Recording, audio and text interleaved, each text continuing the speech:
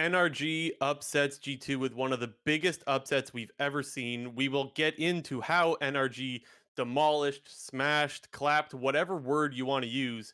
They did it to G2, and we're going to get into that this episode. We'll start with that. Also, off-season stuff is coming around. We're going to talk off-season rumors and Cloud9. What is their most crucial off-season move? J&T and I will put on our GM hats. And stick around because I got a hot take for that one, I think. We'll get into that one a little bit later. Episode 143 of the Clown Fiesta podcast with Blue Jay and JNT250. Genter, they actually did it. I don't even know what to say. I was going wild, first of all. But also, is this like one of the biggest upsets, or is it the biggest upset that we've ever seen at Worlds, or is that too like? Am I getting too? You know what I'm trying to say? Am I getting too overhyped about it? I mean, it's definitely got to be up there. I'm trying to think of like other worlds upsets that were that big. The ones that really only stick out are probably just some of the DRX series from last year. You know, DRX T1, DRX GenG. Maybe you want to talk about. Oh my god, I just had it and I lost it. It was in 2016 or sorry, 2017 when the World Championship final, obviously when Samsung 3.0 D1. Mm. The only Something along the problem with lines of that. those, But I the only mean, problem. you have to put it up there. It's at least in the top 5, top 3. And of course, when it comes to, the Western narrative, it's obviously the biggest.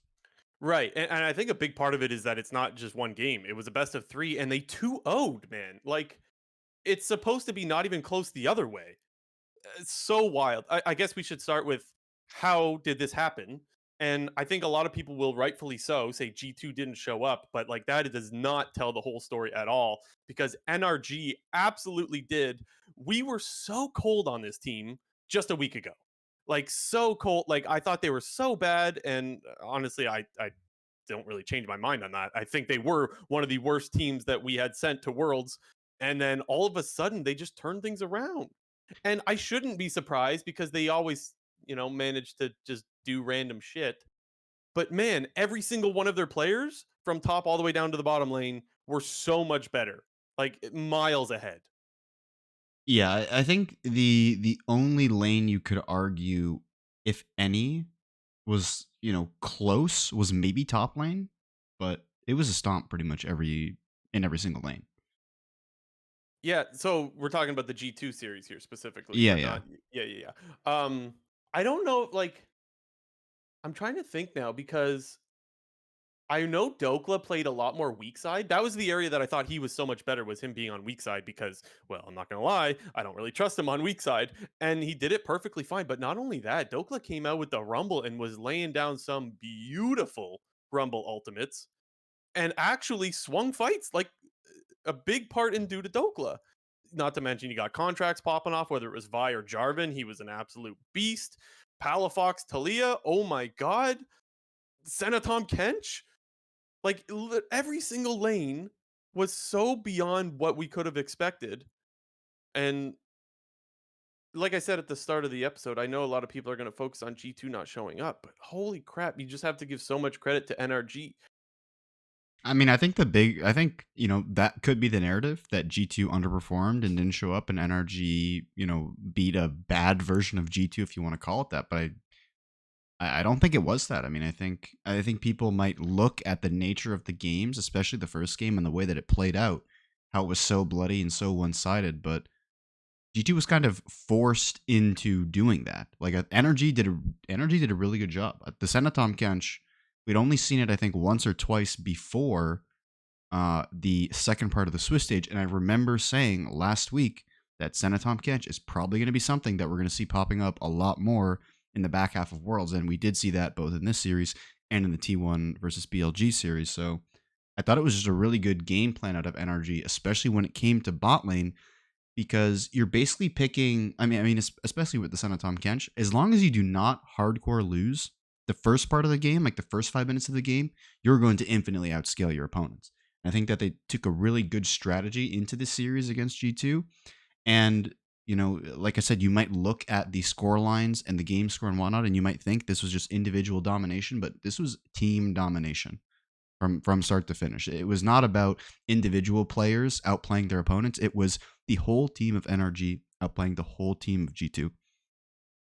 I think there's a couple of things. I want to hit more on the Senna Tom thing because let's not pretend like we haven't seen Senna Tom Kench before, right? Many people have run this duo before, but I still almost want to call it innovation, just in the sense that like not a lot of people were playing it before that series, and like we're starting to see more of it now. But like it does show that North America can play their own style. There's like how many champions in the game now? 160, 170, something like that. I don't know anymore. I've lost count. 164, But 5. but but one of the takeaways that NRG showed is that you can always, no matter how much the meta might seem set, if it's not working for you, don't go that route, right? And that's been said a million times, and it feels like NRG is one of the few times that North America has taken away that lesson or whatever you want to call it, and actually put it into practice to show like we don't have to play the only thing that everybody else is playing. We can play our own style, and we can obviously come out with a big upset because we play something that not many other people are playing right now.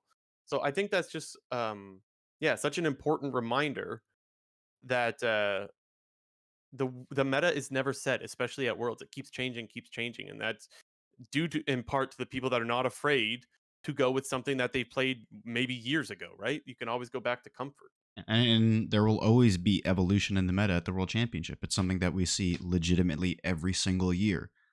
Almost every single time when, obviously there's a different format now. So there's part one of Swis and part two. But when it was previously the week one groups and then the week two part of groups, you would often see not a big meta shift, but you would see certain champions thrown into the mix that sort of kind of flip everything upside down. And I feel like that's exactly what we're getting here in the second part of Swiss stage, where we did see a lot of picks that we didn't necessarily see before that had very impactful games, not only in this series, also other series. So, you had the Nocturne in the G2 series in the 2-2 part of the bracket. Obviously, it's Senatom Kench. I think it was T1 against BLG who played just normal Tom Kench. Like they played Jinx Tom Kench. So I still think we're going to see continued evolution of the meta over time, and NRG did a very good job on capitalizing on this early on, because who knows how the priority is going to change if Senatom Kench continues to be something that we see, or if it's too strong that needs to be banned out. But the other one thing that sticks out in my mind is Season 7 Worlds, when it was whole Arcane, or what was the name of the item? I forgot what it was already. Ardent Sensor. And it Oh yeah. was, and then people just LPL whipped out Caitlyn Bottom and was just like, we're just gonna fist you in lane. And I feel Or like that's Ignar what we're went with the seeing with, Leona. yeah, like, Ignar, yeah. and I feel like the Senatom Kench is exactly what we're seeing, of that basically. Yeah, another thing that I need to point out is I mentioned the Palafox Talia, but that's another area where it's like you think the meta is decided because Talia was what, like they showed it on the thing. I think it was like 3-13. Like this champion is not winning any games whatsoever. And so you would think some people might start to shy away from that. And obviously less people would start picking it if that champion is not, performing or not picking up any wins. People will start to think it's weak. This is another example of where NRG said, "No, this is our game." Right, same thing as they did with Senna Tom Kench. They went, "This is our picks." Well, same thing with the Talia. We don't care what the win rate is. We don't care that it's doing dog shit. Palafox with the Talia walls were setting up amazing fights, and it went really, really well with the Rumble ulti, right? Because they're stuck along the wall. The Rumble just lays down the ultimate. It was so good.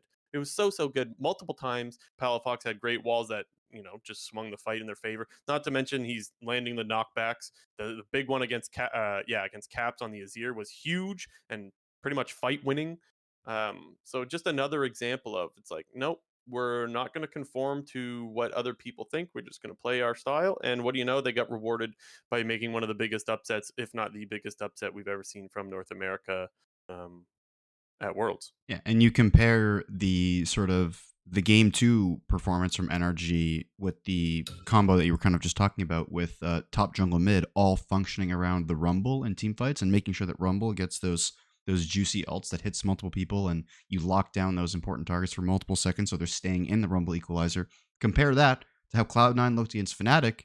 Yeah, they got out to a really big lead in that game with a very strong Rumble, but you could kind of see them breaking down over time in that game specifically where the coordination wasn't there. But in this game, NRG was pedal to the metal the entire time, and they just team fought beautifully in the series. I feel like this is something that we obviously saw at MSI 2023 and something that people are really talking about now when it comes to this World Championship, but team fighting is the meta.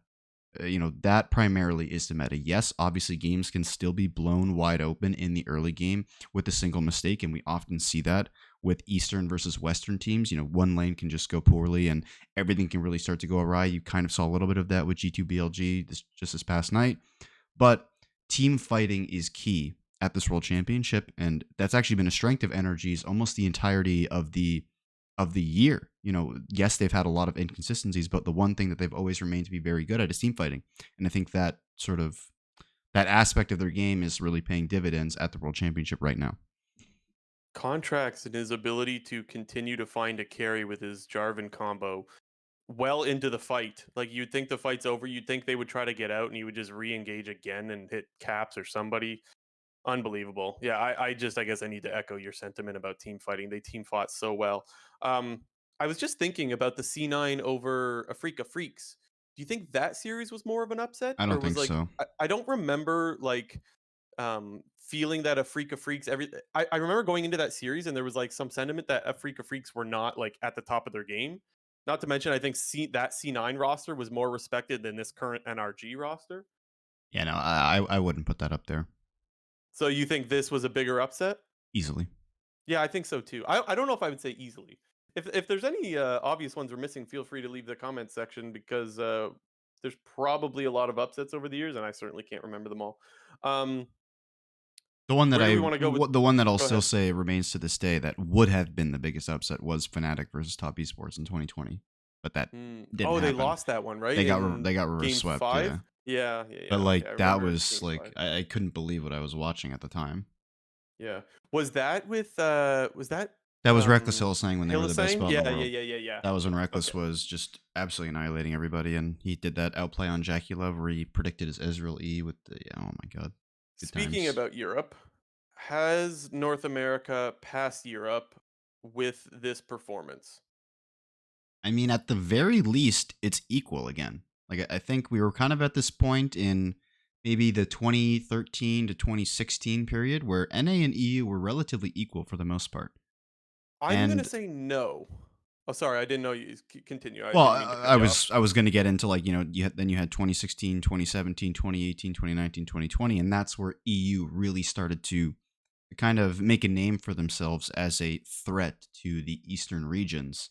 And now in the last 3 years, I think EU has sort of fallen back a step, and I think at the very minimum, we're equal. Like, I could see that argument a lot more. I know there's a lot of North American fans that would love to hear, yes, we've surpassed Europe.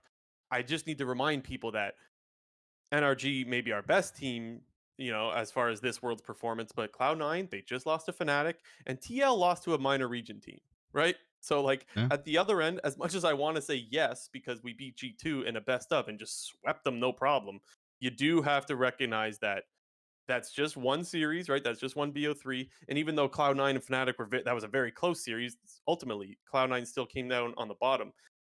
Regardless, though, I think that this series, the NRG G2 series, really reshaped that conversation. Um, because I don't think it's obvious anymore. Before that series, to me, it was still very obvious that Europe was ahead. Maybe not by much, but still definitely ahead. And I think that's going to bring into question now, with no European teams making it out. You got to wonder now, just how close that comparison is from North America and Europe. Yeah, and just to sort of shine a little light on NA versus EU at international tournaments, this is only the first year since 2014 where no European teams have made it out. Every single year in the past 9 world championships, a European team has made it out. And for the That's most nuts. part, it's either been, sometimes it's been 2, and there was even, I believe it was 2018 or no, it was 2019, sorry, where all 3 European teams got out of groups.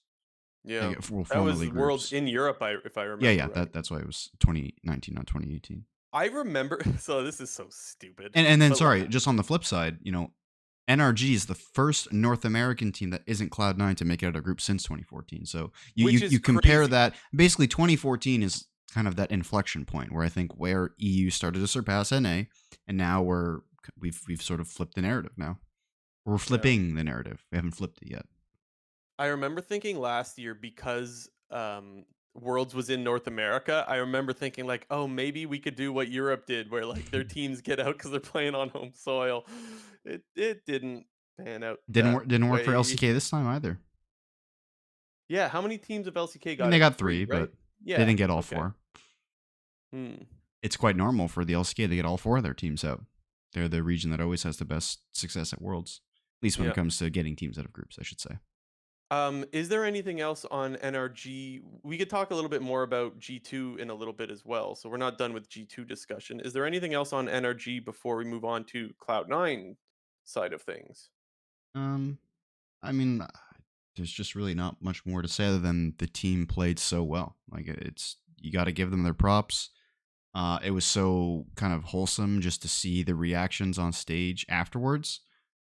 Because the whole team was excited. You could see all the coaching staff was excited. I know everybody continues to meme the NRG coaching staff and how big they are, but they do feel like a very tight knit group, and it's definitely part of the reason why this team is playing so well. And I guess the last thing I will say is they're playing with confidence because you look at a couple of the other NA teams and some of the things that have been said after they've been eliminated. It sounds like both Team Liquid and Cloud9 sort of lost some of their confidence towards the end of Worlds, whether that was during the games from the first matches of Swiss stage and scrims, but NRG, at least from what we've seen, they were playing full throttle with full confidence the entire time, and you know, you got to commend them for keeping a level head despite the, I shouldn't say struggles because they weren't struggling per se, but especially after dropping into the 0-1 bracket right at the beginning. I would call it struggles because I think they were playing that bad, but I think you're 100% right that they are playing with confidence. And you could tell because it's night and day their performance from the start of the tournament till now. The series against G2, I mentioned how contracts in the middle of the fight where it looks like you might want to EQ out as Jarvan to disengage. He's going back in and finding another pick in the middle of a fight. Or there's Palafox being ganked mid as he's playing Nico. He could easily try to run away. Instead, he turns around and goes for the engage, knowing that he's got a Senna ult coming from across the map. The team game is there, but also the confidence for sure. Just point to we memed about it last week. We were joking about how Palafox tried to Talia ult through the enemy team, and like that was one of the most embarrassing plays. Who else I tried? said Someone else tried that also in it these was matches. Who was it? it. I don't remember, but it was a little bit different. But it was another. But it was I kind of remember this. the case. I know it was different, but it was kind of the same thing. It was funny. Yeah. But my point is that like you could clearly tell that like Palafox playing just a few or like a week ago, not the same as we're seeing now. The point that you make about this team playing with confidence is 100% accurate. You can tell the difference. And you also mentioned the coaching staff. I'm going to keep hammering it home as well. uh, More teams need to consider more coaches. I think it is so troll if you have access to someone who has played the game for as long as Soaz, for example, or Demonte or Apollo. I think it is so troll to not give your players access to someone like that. Just the knowledge that they could bring for certain matchups in a game is so incredible. Like, there's too many damn champions in the game to know all the matchups. Having somebody else there to help you learn those matchups is so important. And I do think that is a massive part of why they upset G2. I don't think that can go overlooked. Before we move on to C9, just want to remind people to hit the subscribe button. Go check if you haven't clicked it and click it if you haven't. It helps us quite a bit. You'll also get our content recommended to you. And remember to leave a comment. We talked about trying to remember what upsets there's been in the history of Yeah. Worlds. Let us know if we're missing some. I'm sure we probably are. And of course, hit the like button as well. And for those that don't know, if you're new to our content, we do this show every week. We will be live. The plan is to be live next week, Sunday at 7 o'clock on the East Coast, 4 o'clock West Coast on twitch.tv/Clown Fiesta Podcast. So look for Clown Fiesta Podcast on a bunch of podcast platforms. You will find us. Let's talk about Cloud9. They unfortunately fell to Fnatic in the 1-2 grouping, so it's unfortunate because they had a very good chance to win the series. I think I picked Cloud9, you picked Fnatic, but I think a lot of people viewed it as a close series. I don't think anybody had it greater than probably a 60-40. And Yep. I think that comes off the back of both teams struggling a little bit in the first part of the Swiss stage. And it was there was a big momentum swing at towards the end of the first game in this series that I feel like, especially when I talked about confidence on the side of NRG, probably hurt Cloud9's confidence going into the rest of the series after failing to close out that first game in a timely fashion. You think so? They talked about this on broadcast. You're in agreement then that like not being able to close out game one was a big swing. You think? I don't know how big it was. It definitely was a factor. It's Like, hard to measure those things, but it definitely does I think you're right. Like, it feels like that, yeah, it's such a difficult thing to measure, but when everything's going so well and then it's just suddenly not, you're not surprised that the next 2 games didn't go their way. yeah, and I don't think it was. I guess if anything, I don't think it was Cloud9 sort of. Uh, what am I trying to say here? I don't think it was Cloud9 really sort of uh messing up. I Choking? mean, they were obviously messing up, but it just felt like they were over forcing. Like I saw so much talk on like Reddit and Twitter about how like C9 just needs to start forcing fights, forcing fights. Like they were forcing fights. They were just Yeah. forcing them incorrectly and not layering their CC properly with the Rumble ult. For some reason, that entirety of the first game, after about 20 minutes, Cloud9 was using Rumble ulti off of J4 EQ knockups. Like that Mhm. was the only form of CC that they were using to chain the Rumble. Like they weren't using the Nautilus as a tool to chain the Rumble ulti, which is the complete opposite of what we've seen from almost all of the other strong Rumble players and teams at Worlds. Whenever they pair the Rumble with the Nautilus, they're always looking for that ult into auto attack, into Q form of CC, which will almost always instantly one shot the enemy AD carry. And there was just multiple instances in that first game of Cloud9 Fnatic where Cian is using Rumble ulti off of J4 engage only, and it either gets flashed out or you're only in the Rumble ult for like a period of 1 second before you take maybe a third of your HP before getting out of it. So I think Cloud9 just maybe it was just that they felt pressured within the game to win the game because they're playing an early game comp and they're like, yeah, guys, we kind of are getting outscaled. Like you look at the team like Ezreal, Jax, Orianna, you are getting outscaled. They probably just felt pressured in the moment to close out the game earlier than they thought they needed to. Like What was if anything, they probably didn't know how ahead they were, if I had to guess. It's possible. What's so frustrating to me was that so I think you're right that like they weren't comboing correctly, but it wasn't like that the whole game.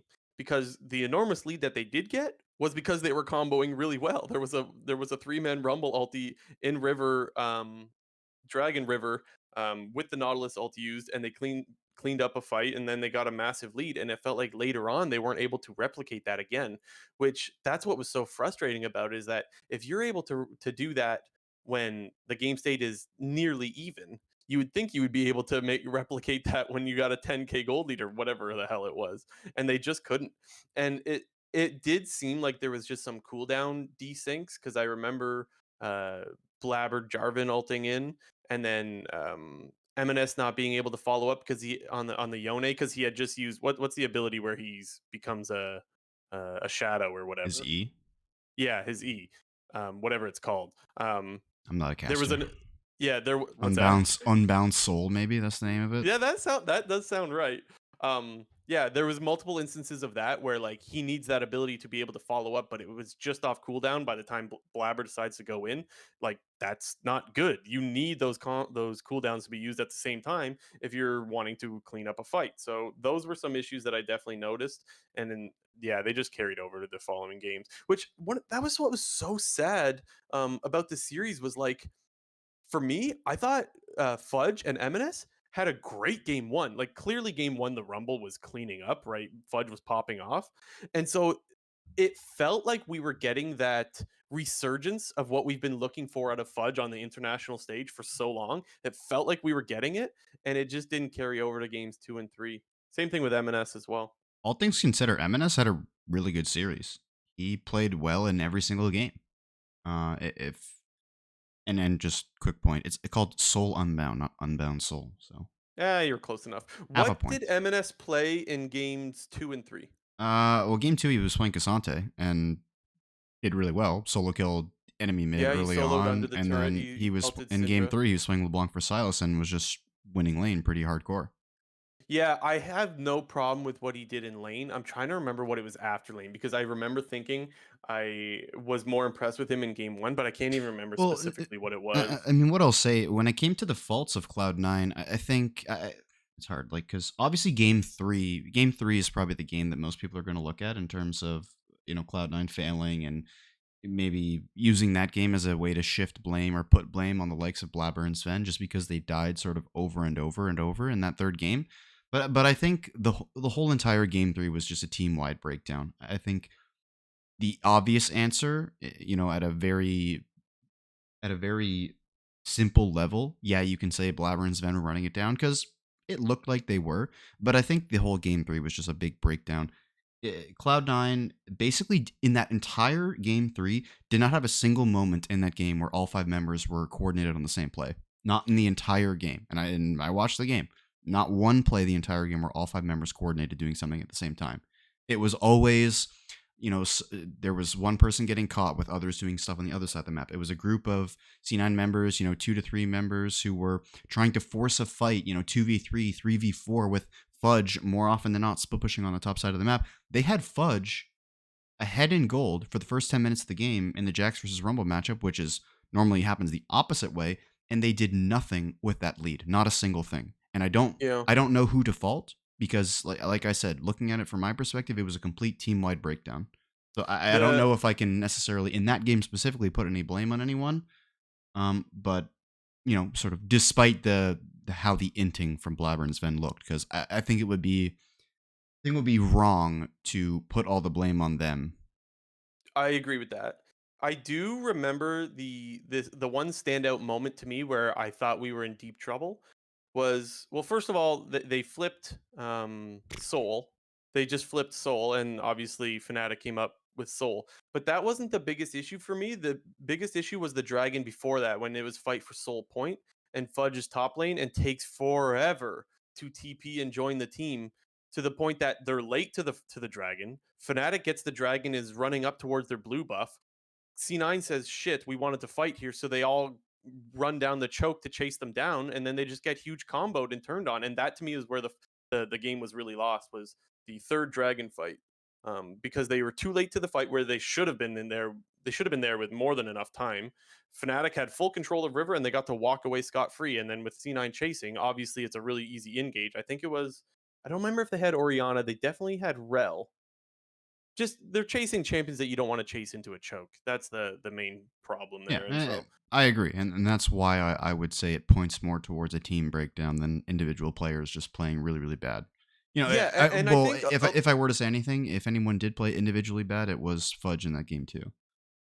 well, and the other thing that I want to point out is, even though it's Fudge that was late to TP to that fight that I'm talking about, a lot of times TPs are just team calls. Like, if Yeah. Fudge's team is calling for a TP, he's gonna hit the button. He's not gonna wait. So I feel like there's probably, you would need to have some comms to have some full context as to whose fault it really is. Well, But and there's also I the think I'm with you. perspective. There's also the perspective of the top laner who, if they're getting a lot done on the split push and saying like, guys, I'm hitting top plates, like I'm gonna get really fed off of this. Like, if that's the call, then that is the call. But when you point out correctly so that the TP was so late, I think that is the prime example of a breakdown somewhere.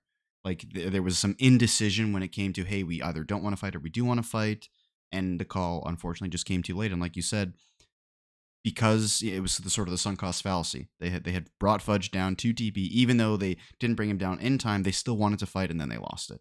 As opposed to Yeah. him still being top, pushing more waves, getting more towers. Like that was, and you even look back at the C9 versus LNG game, and the indecision was the reason they also lost that game, which was in the same situation around third dragon, right after C9 got the Baron, and they didn't know what they wanted to do. They didn't know if they wanted to hold control in the drag pit. They didn't know if they wanted to go take mid prio, and they lost the game off of that. And like you pointed out, prime example of why they lost game 3 was right there. Yeah, and I know we focus on Cloud9 because, it's an LCS podcast, but you don't want to take away anything from Fnatic either, right? Obviously Noah they played played really out well, of his mind in that and third it's game. about time, right? Because like I'm sure European fans were waiting for him to show up, and it was honestly, as much as I want Cloud9 to win, it was nice to see a guy that's been struggling for most of the tournament show up. Similar to how NRG turned things around, I think you could give that same sort of credit to Noah on the other side, because you're right, he did. And so you got to give props when that happens.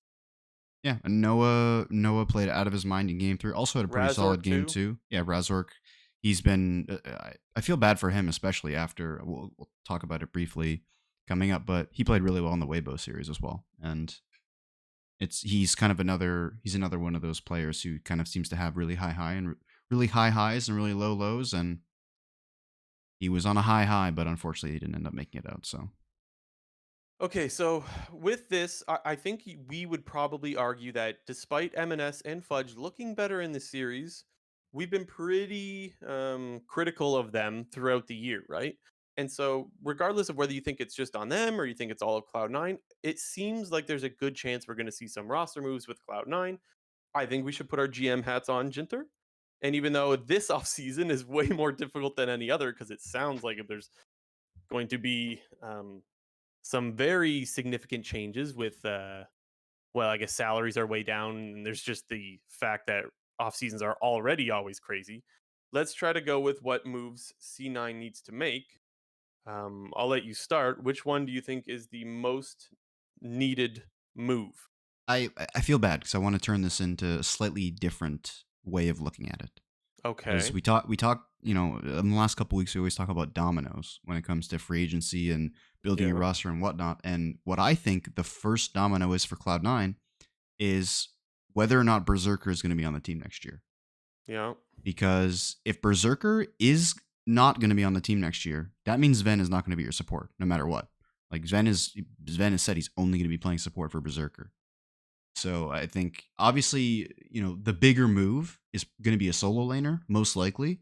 But I think when it comes to the effect that it's going to have on the whole team and the whole roster and the roster building process, I feel like Berserker is the big key here because if they decide to keep him, which I think they should try to, I think it'll be difficult to try to keep him because it's likely that he's going to be getting LCK offers. I'm like, dude, I can't tell if like I've just been watching Berserker too much or just being a C9 fan is giving me some uh, strong bias to Berserker's direction, but I feel like he's still one of the best AD carries in the world. I feel like he could easily go to LCK or LPL. He's probably not at, your ruler Gumayushi Elk pays level, but he is in that tier below. It would be nice to see, as much as I hate to admit that, it would be nice to see how Berserker would perform on another LCK team, for example.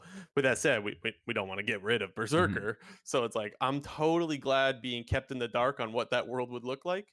Okay, But and I think sorry, there's a lot of people that would agree with you. to shift back to your original question, surprisingly, considering the form and how much I've been flaming M&S, I think I would get rid of Fudge before I got rid of M&S. Interesting. Interesting. And Now, the one of the unfortunate issues with that, the though, unfortunate reality is he has not played well internationally since MSI 2021. And it's simple as that. I know the narrative initially was that he was a strong international performer because he did so well at MSI 2021. I think that was a reason why people wanted to be so invested in Fudge, but his domestic performance dropped off of a cliff this year. He still struggled internationally, and he continues to lose both sides of matchups. mm, And this is something that we've been seeing now for 2 years in a row. And like I said, if we're putting the GM hat on, and if I'm GMing Cloud9, I would be getting rid of Fudge before I got rid of M&S at this point. that's interesting. So I am different from you. I would get rid of M&S before Fudge, but a really important part of these discussions, Jinter, needs to be who are the options available to fill such spots, right? Now, Cloud9 has shown us before that they will go with someone random as hell. Like Fudge was random at the time, right? He was their academy player, but like no one Reminder really that talked about. M&S isn't even the starter. Diplex was the starter. Right, right. But like Cloud9 has always done moves that like people are not exactly ready for. People thought it'd be crazy to promote Licorice when they did, and then to get rid of Licorice and put in Fudge, like that was also kind of like a crazy move. So I don't think it's out of the realm of possibility. Do you have anyone in mind that could go in the top lane that Cloud9 would maybe look for? I mean, I think the obvious ones that will are going to be probably options number 1 and 2, just based on availability and Hmm. ease, is probably Impact Someday. Yeah, Impact was the first one that came to mind for me as well. Mhm. The only I would say that Someday I would probably favor over Impact in that conversation, but I think that all depends on how Cloud9 looks at Impact, especially obviously because he was on the team for a year and a half. They ended up letting him go to Team Liquid because they didn't want to pay him the big salary at the time. So if they still have a high opinion of Impact, I could easily see them bringing him back. And I feel like Someday is a pretty similar player to that of Impact, or I should say similar. He plays a similar role to the type of player they want to fill that spot in their roster of. So the numbers 1 and 2 examples would probably be Impact or someday. But there's definitely going to be options on the table that include maybe some NA talent, maybe some relatively unknown import top laners from either the LPL, I shouldn't say LPL, LCK or LEC. So I think it'll be very interesting, especially if Cloud9 does sort of decide to go with the route that they have done in the past, which is bringing up some more relatively unknown talent and maybe going through a rebuild. I don't want to call it a rebuild because even if Cloud9 massively changes their roster, it's likely that they're going to still contend if they have the likes of a Blabber or a Berserker on their roster, but they're obviously not going to be the favorite. Okay, it's time for my hot take, and I think I'm gonna double whammy here. I said that I think they should release M&S, and I think most people would say that Cloud9 should look to go after JoJo. I don't think that's the case. As much so I would not be upset if they did go after JoJo. I think they should go after Niski. I think Niski to this day has been amazing. And he's had some downs. Let's not pretend like he's been perfect, but mostly ups, regardless of where he goes. Not only that, he's got a history of playing with Blabber. And when they did, I'm going to remind people that Niski was MVP level. He didn't get the MVP. He was right there with Blabber. It was like 1-2, and I think Blabber just slightly edged him out. But most of the community opinion at that time in 2020 was that Niski was playing just as well as Blabber that year. Before I get to part two of that take, Jinter, I want to know what you think of that. Um, okay, well, first I'll touch on the MNS versus JoJo point, and we will talk about this a little bit later in the episode, but the opinion still seems to be that contracts and salaries are going to be declining. Mm-hmm. So that's kind of why I would pen M&S in first over Fudge if I was the GM, because it's very likely that I think you could get M&S much cheaper than you would Jojo Pune. But then when it comes to the Niski point, first off, this is a kind of like a meme. You don't really have to answer this or even talk about it if you don't want to, but Niski, apparently, the stat is he is 3-27 against major regions internationally. I don't care. Okay, that's fine. So the reason why I don't care is because what's NA in international, right? Like we fail all the fucking time. I want a guy who's a good mid laner, not well, I guess the point would be but he's kind of been doing that mostly on European teams who are supposed to be better than NA teams. So I guess that's yeah, just the sure. Those are stats that are team stats though, like that record of 3 and whatever that's is true, his very true. teams. Like I And said, not a he's super part of those serious. teams, right? He's part of those teams, so it's fair to highlight that. But I'm focusing on more the player that you're getting.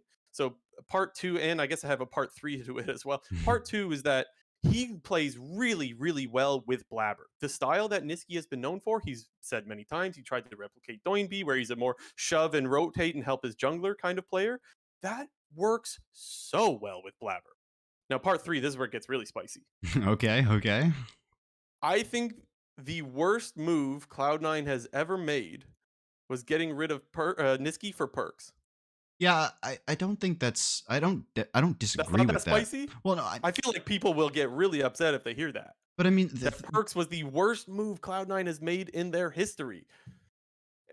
Feel free to comment if I'm missing something really obvious in the comment section, by the way. That was the only one it's that came to mind. I can't pretend like I did a deep dive, but I was trying to think of like what moves Cloud9 made that were disaster. And even though Perks was not a terrible player, but Niski worked so well with their Blabber. season And I thought 6 that roster was a bit of a disaster. If we want to talk about that being a disaster, was that like when they benched people or what that was was that? like Rush Jungle, High Bunny Fufu support. Like that team was That's not shite. okay, but that's different though because what you have with that is like mental boom and like arguments and shit, right? Like that's not that's like they went out of their way to get rid of Niski and to go for Yeah. perks. You see the like the difference there? Like I said, I don't disagree with you, but you got to consider that at the time, Perks was still regarded as one of the best players, in Europe, and was even a contender for one of the best players in the world. Obviously, not the top end of that discussion, but he's in that grouping of players who you might consider are some of the best players in the world. So I think the timing of it, I would say no, because Cloud9 was kind of going off of the what if, like what if we got Perks, like what could we achieve, and so I still ultimately they remember they, they fell flat on their face. So I don't think you're wrong with that statement, but I don't think you can also fault Cloud9 for doing it, if that makes Yeah, sense. I kind of do though, Okay, so because I just I, thought Niski was so like I thought you already had a piece. You know what it reminded me of a little bit? It reminded me of the best of the West thing where they got rid of double lift for a better bot lane but I'm theoretically, right? well, It's like, you also yeah, you gotta went for what you thought was a better bot lane, but you got to realize like double lift was double lift. Like you sometimes you need to cherish what you have. well, Anyways, I think I would also I think I also have to remind you that Niski was one of the main reasons why that Cloud9 team also imploded in the end of 2020 and they had the failed and disaster actually summer. Yep. failed to make worlds. Like Yep. Niski, I thought, and this is once again just a one man's opinion. I thought that Niski and Blabber, but Niski specifically was the primary reason that Cloud9 boomed so hard. I don't feel that way, but I have to like it's been 3 years, right? So it's like, that's a really important thing to bring up that like even though they went like 17-1 in spring, nothing came of it, right? Because that was the year there was no MSI, Yeah. right? There was no MSI and then things boomed in summer and then they ended up not going to World. So that's definitely relevant. But yeah, I just think the styles of play is so important, and I think Niski goes better with that as much as I think JoJo is an absolute monster. And I would even say it's still more likely that JoJo Pyun goes to Cloud9 than Niski. I think, I think but so as well. But I think but the same thing that I was talking about with Impact also applies to Niski, where you got to consider what the situation was when they left the team. If he was one of the reasons, and what the opinions of Cloud9, both management and players, have of that player. So it'll be an interesting dynamic for sure. yeah. Anyways, that's all I really have as far as moves go. You mentioned like who knows if Berserker's coming back. The one thought that I had when you brought that up is if Berserker doesn't come back, can Sven just slot right back into the 80 carry role? That would be difficult after taking so much time off the role, but not impossible. I could see that being the case, but Yeah, I guess that's honestly that's something I hadn't even thought about actually. If Berserker left, maybe Sam would just play AD for C9, but I please let Berserker leave in the chat. I think there's another hot. We're getting lots of hot takes here on CFP this evening. that would be a hot take, and definitely. Yeah. Okay, anyways, Uh, we got so far down this free agency rabbit hole. We will have a section in the episode later on where we talk a lot about free agency. So, well, Free agency comes at you fast, man. back It to does. worlds. Back to worlds. What Mhm. were we talking about? Well, I mean, I was. Do we have anything else that we want to say about Cloud9, or should we kind of discuss the rest of the matches that concluded the Swiss stage? um, I guess just I was a little bit disappointed with Blabber's performance, but I just need to echo what you said that I don't think this should all be laid at his feet because I do think most of the downfalls were not specific to Blabber. In fact, a lot of the good that came from Blabber The or came majority from of good, Cloud9 was from Blabber. the majority of good from Cloud9 came from Blabber. He Their had game one, he was like 2-0 and 20. Like he had like 22 kill participation, never died. So like game yeah. 3 was the only bad game Blabber had. Yeah. All the other games were Okay, good. go ahead. Where were you bringing us next? Well, obviously, we just talked about North America and their results in the Swiss stage part two. I don't know what to call it because obviously there was week one groups and there's week two Yeah. group, but it's not like it's not week one Swiss, week two Swiss. So I'm going with But people know what you mean I'm though. going with Swiss part one and Swiss part two. Okay. That's the legend. When I say part two, we're talking about Swiss stage, the second half of it. Okay. Okay. Yeah. I'll just bring up the bracket on screen for people. JDG and GenG obviously qualified in the 3-0 grouping, and we knew that last week. LNG, NRG, and T1 advanced in the 3-1 grouping, and KT, Weibo, and BLG advanced in the 3-2 grouping. And obviously, it's best to be in those top two groupings as you do not have to play one of the 3-0 teams as your first matchup. Hmm. So NRG kind of high rolled. Oh, for sure. I mean, especially the way that the quarterfinals bracket drew out and the way that the rest of the matches played out, that NRG versus G2 series was basically like promotion and elimination at that point. Like that was the match you needed to win or lose to make it out. I think What's funny G2 is is that probably like going to be kicking themselves in the rear end after what just happened with that. it what's funny to me is that because NRG started off the tournament with such a good draw as well, right? Their matchups were pretty favorable for them as far as like what their options were. And it felt like leading up to the G2 series, it was like, well, NRG is kind of here because they high rolled their draw, but justice will come when they come up against G2. And they just put that narrative to bed real quick with the 2-0, right? So it's like, yeah, they kind of high rolled, but eventually they did have to run into a powerhouse and they just went right through them. Well, I think the team we should talk about first is your boys, because obviously we are NA based and we like to root for the NA teams, but there are a couple of teams that we both enjoy watching that aren't in North America. And number one, like I said, would be your boys KT Rolster. They actually made it out, despite all the bullshit that they had throughout all the draws, having to face another Korean team, D plus again, in a 2-2 match. They did it. They're good, man. What can you say? Keen played like the Keen that everyone knew and thought that he was, because I think Well, Keen was a guy who maybe hasn't been performing to like the hype that Keen has been getting ever since 2018, because everybody learned Keen's name in 2018 when he played for Freaker Freaks. That's how people mhm. knew about this guy. And it felt like he was falling just a bit short of those lofty expectations almost every single year afterwards. And I feel like the last two series that KT Rolster played against LNG and against DK, that's Keen right there. That is the Keen that people view as one of the best tops in the world. Yeah, and we actually saw Keen play like this in spring. I think I mentioned this last week, but like for people that didn't watch spring, they're probably seeing this for the first time and wondering like, oh shit, like damn, this guy actually is really good. And it's like, yeah, we've seen it. The problem with Keen is that he hasn't really shown up that much this summer. I shouldn't even say that because they did in the regular season, but not so much in playoffs, I guess. And it's like finally you're starting to see some performances when the games really matter. You mentioned that the teams that they had to go up against, they didn't have a good draw or one that was favorable, but they still made it out. People need to not sleep on this team. I do think that they still have another level. Because I do think you still see mistakes out from like aiming, for example. He gets a little crazy. The Zeri play where he just slides over the wall and just dies instantly. Who's that against? Was that against D plus? Was I watching that today?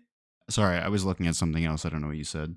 The aiming play where they take Baron and then they're trying to turn on someone. I think it was today against D plus, but I rewatched all these games now. They're getting all jumbled in my head. But my point being that like you're still seeing some hiccups out of guys that you can't really see them from. Aiming has had some plays that are pretty questionable, but the team is good. Like I do think this team can still win worlds, even if I don't have them as a favorite to do so. It's not a team you can to me, they're not like a 3rd seed. They're just not. They're a 2 seed, in my opinion. Even though they lost to the 2 seed in the LCK playoffs. And the Yep. 2 seed in T1, maybe we'll shift over to T1 now. Yep. T1, we kind of were talking some shit about them in our Yeah, we previous did. episode, and clearly they got the message and they stepped it up. Because, guys, I'm going to be completely honest. I thought they were losing to BLG.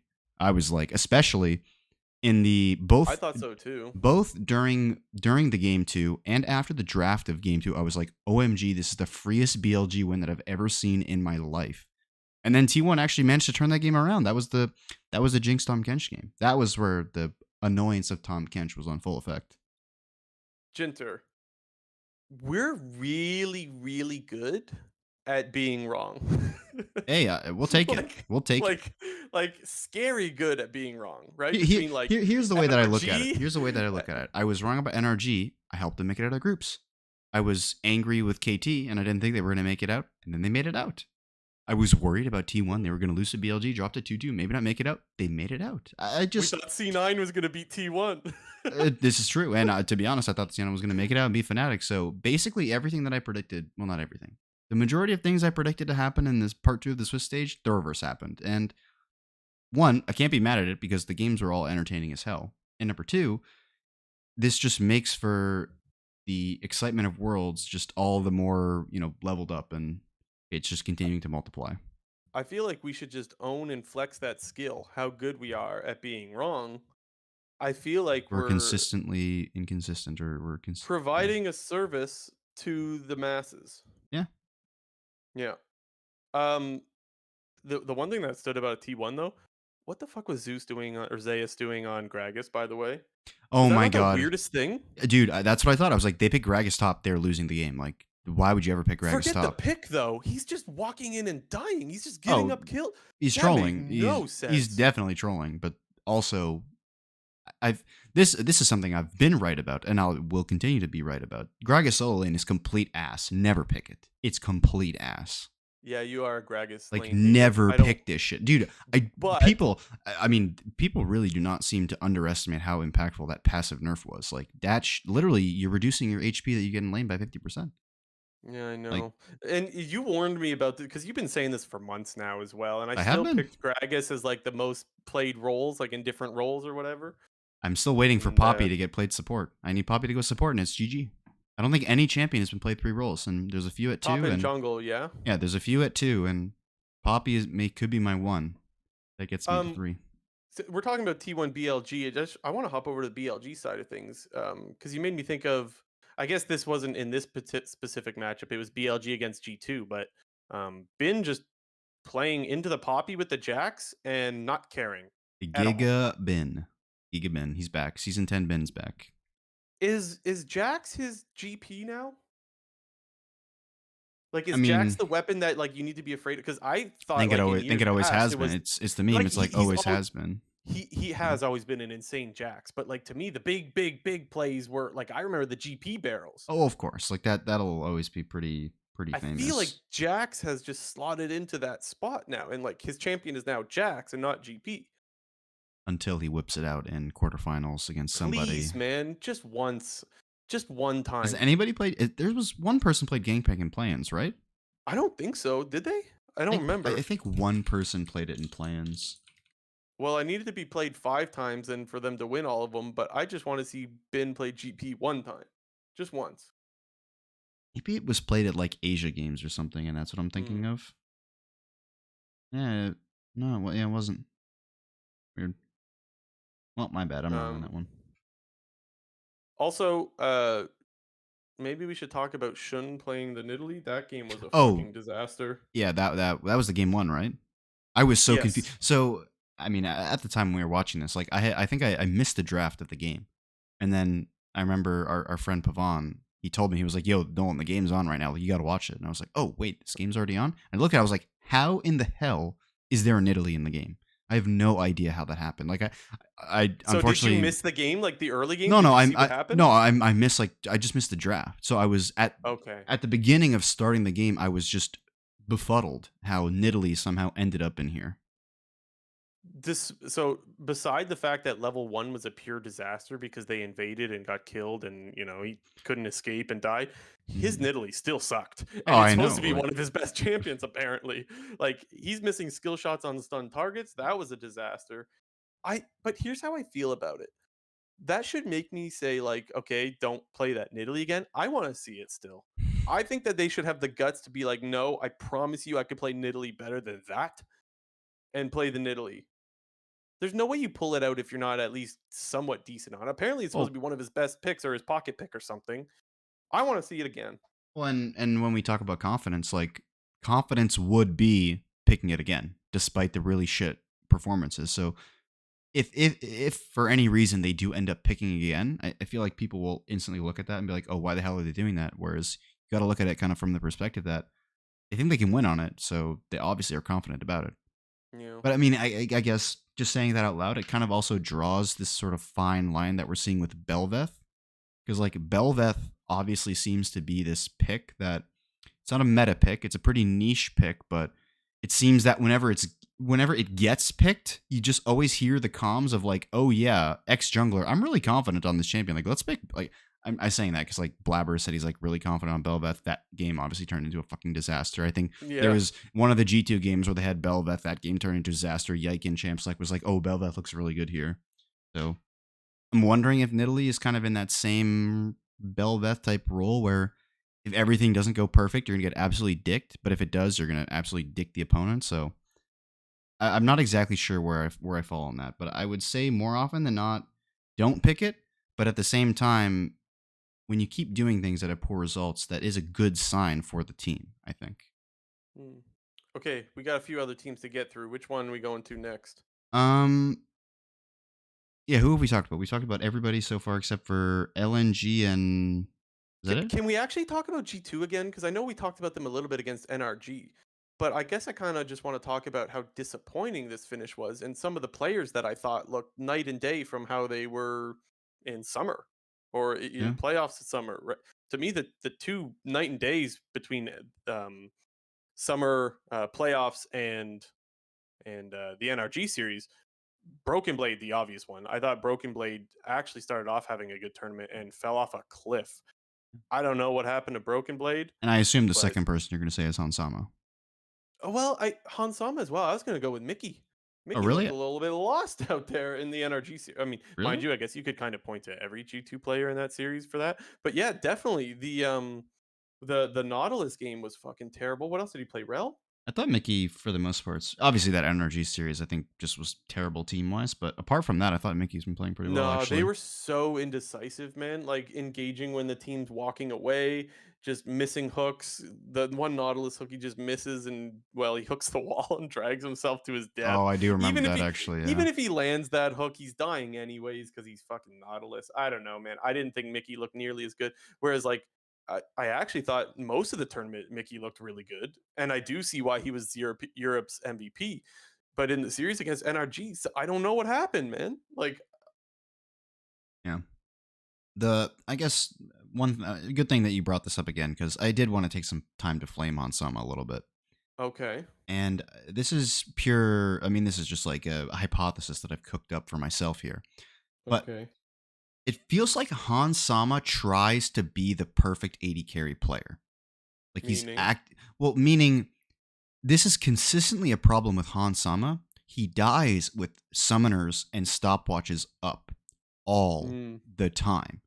And this is something that has followed him the majority of his career. We saw it all the time in NA on Team Liquid. We saw it on Rogue, and we've seen it on G2 now.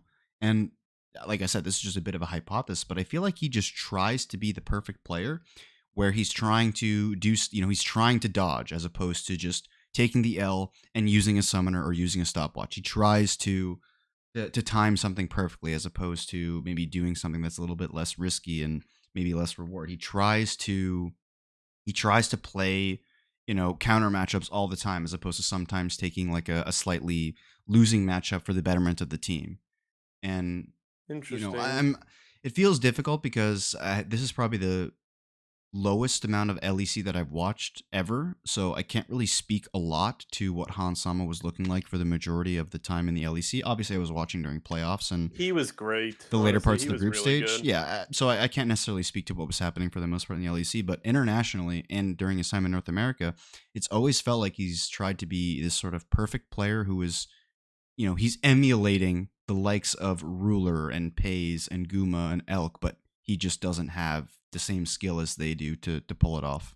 But Couple of that's things I just my think you need to thoughts. be a couple of things I think need to be highlighted. One, I think you need to be careful in saying that he's only going for the counter matchup.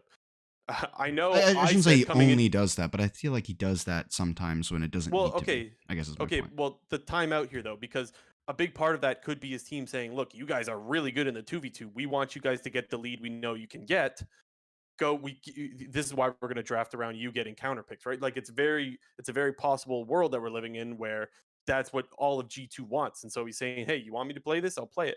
The second thing is I said just last week I had full confidence that this bot lane can 2v2 anyone. I take that back because when they're dying to the Senna Tom because they just decided to take a fight, and Tom Kench just uses the thick skin and well kills them. I'm like, oh, maybe I don't trust them into any matchup. And then I also died a lot in the series that they played this morning as well. So like yeah, I guess I shouldn't have been so confident in the bot lane 2v2 because I thought that was their strength was Yeah. bot lane 2v2 in lane. And they finally played the Kog'Maw. I've been waiting for it. And well, Yeah, yeah. I did think of you when I saw the Kog'Maw get picked. I was like, oh, It you're gonna like this one. And dude, it didn't live up at all. Well, he did get like the one kill with like his living artillery with the ulti, and I was like, okay, let's go. Hansama things. And the rest of the game is history. It's yeah, yeah, didn't pan out. I guess what I'll just say finally about the Hansama point is, like I said, I did not watch the majority of LEC 2023. I mostly just watched internationally plus the back end of the various playoffs. But to me, what was making G2 a very successful team was their top side, apart from their bot side. I know that could be wildly different from what we mostly saw in the LEC. I simply do not know, but especially internationally, the motor of G2 is Yike and Caps, and traditionally Broken Blade has been playing a lot better. Obviously, he struggled massively in both series against NRG and BLG, but as we've kind of pointed out, he was also having some really good games earlier in the tournament. Yeah, he fell off a And lot as the tournament went on, which was pretty sad. yeah, and Yike sort of did as well, which was pretty unfortunate because he's still a player that I really hold in like high regard. I think this guy, he's like the next, he's like the EU Blabber. It feels like at this point, like he's just He's a coming, rookie, right? he's There's just lots of coming. time for. No, but I mean, he's coming and he's just already labeled himself as the best jungler in the region pretty quickly into his career, and I think that it's likely that he's probably going to be on this team and around this team for the next 3-4 years. That could change. Who knows? Maybe G2 blows it up. We have no idea.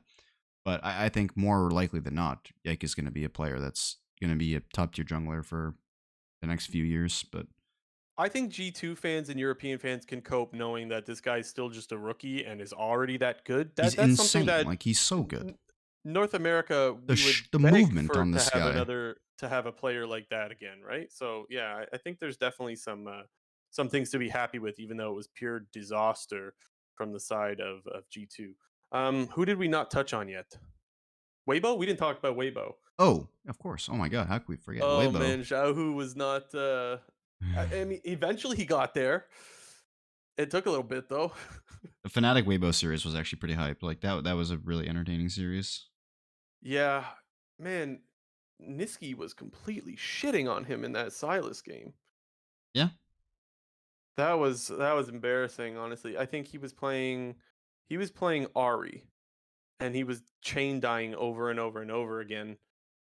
That was kind of Monka. But I guess they Weibo still ended up coming out on top, but that was a game where if you're Excuse me. for Mad Lions, if you're Niski and you're like he was like 9-0 or something on Silent. I don't remember He was like exactly what 8 the and 0, score. yeah, something like that. He was absolutely popping off. If you're Niski and as soon as you're losing that game, you're like, I just played the game of my life and we lost.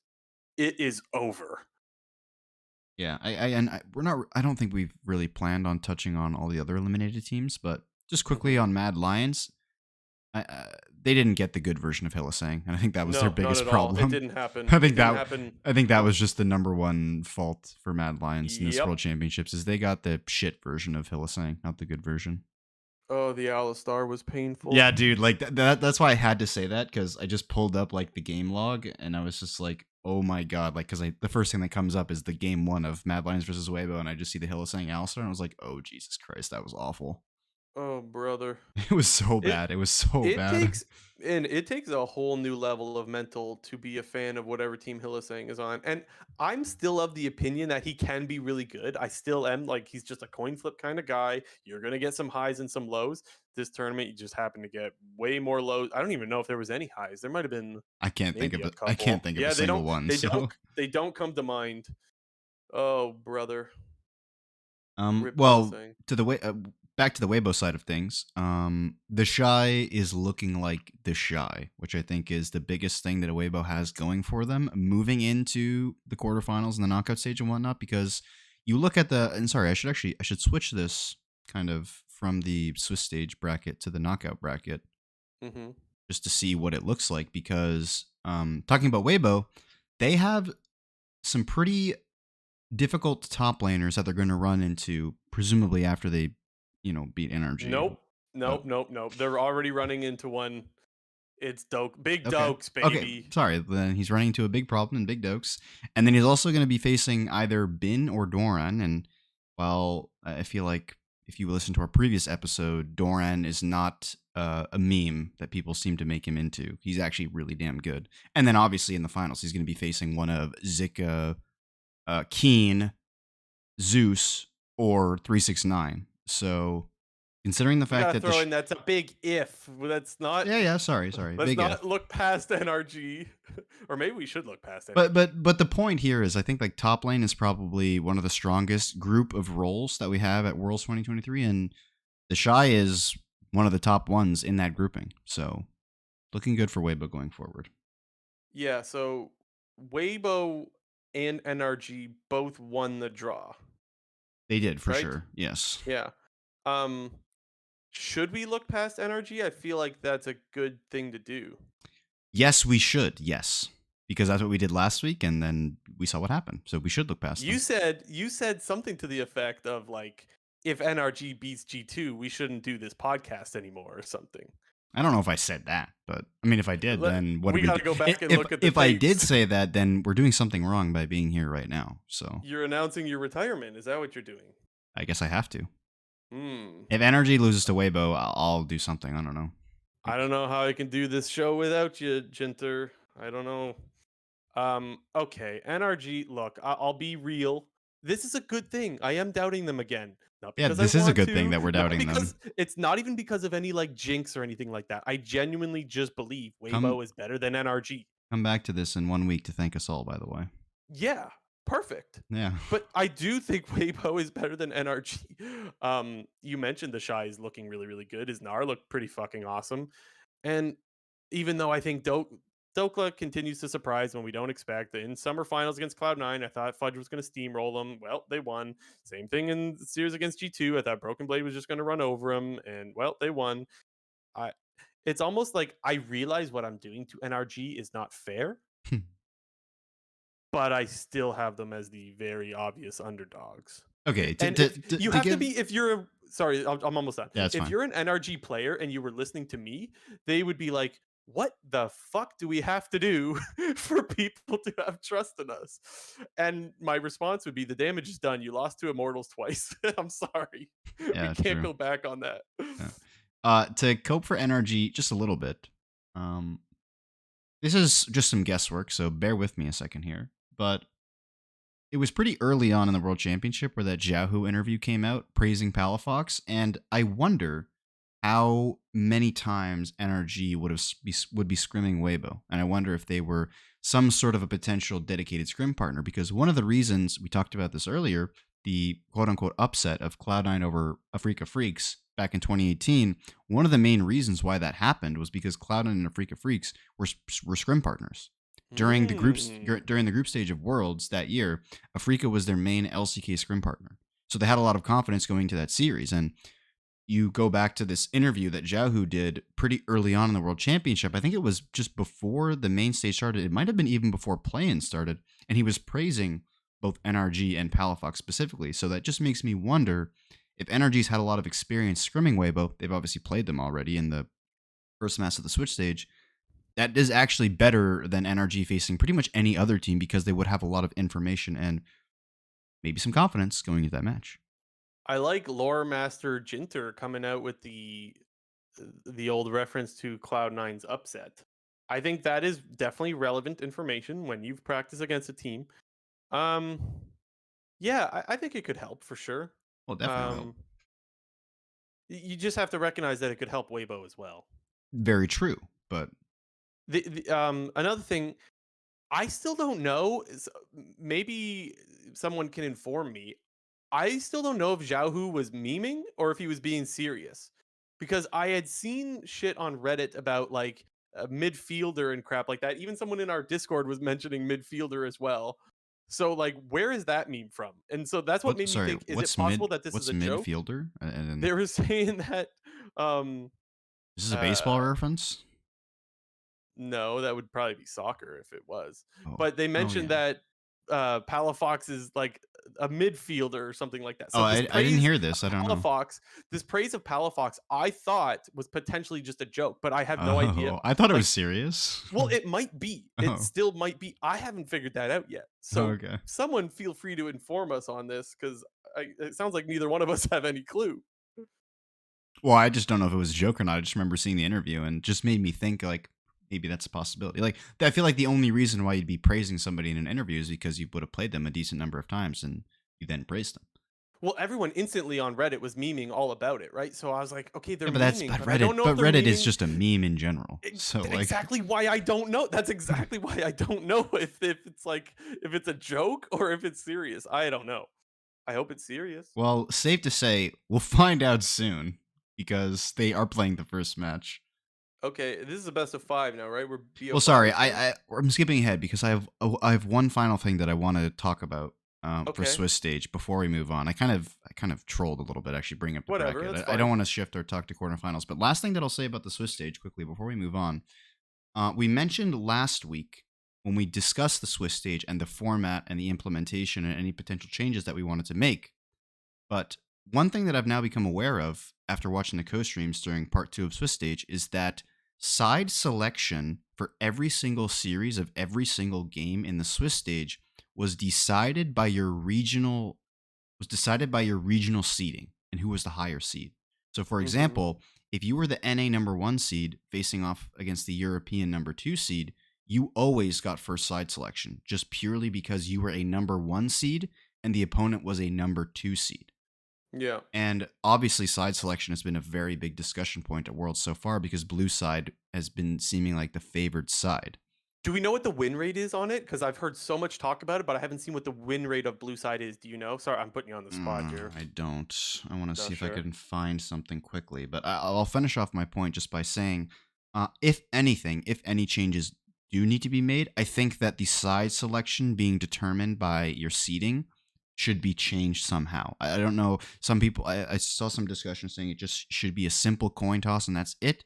But I would also say Mm. that there definitely should be, a slight advantage to the teams that came into Worlds as like a higher placing than the other teams, but I don't think that that should apply the rest of the Swiss stage. So I think for the first set of like 0-0 matches, it makes sense to use that formula for selecting sides. But considering that Weibo and like for Fnatic Weibo, like no, was it that series? Which series was it? Maybe it was the G2 or it was the I'm really fumbling here. Maybe it was the G2 BLG series, but G2 was always getting like they got blue side selection first, so they played 2 games on blue side.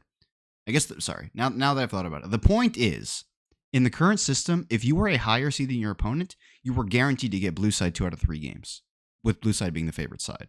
It does feel unfair. So I think that there could be, if anything, a slight adjustment needs to be made in terms of how side selection is given to these teams because The only problem that I have with that is like I don't know what would be a fair system because I don't think the coin flip is like uh, that's a really important coin flip depending on the meta, right? Like, and yeah, for specifically right sure. now, there's so much discussion about how valuable blue side is. Should a coin flip decide that? And Maybe the with coin flip is better than the seeding thing. I don't know. without going too far on a tangent, I do not agree with all this discussion about finding ways to nerf blue side or like how do they need to change the game to nerf blue side. Like, dude, red side was the optimal side at MSI and like or was it at MSI or maybe it was in one of the playoff patches, but at a certain point this season, red side became the optimal side because solo lane counterpicking was so impactful.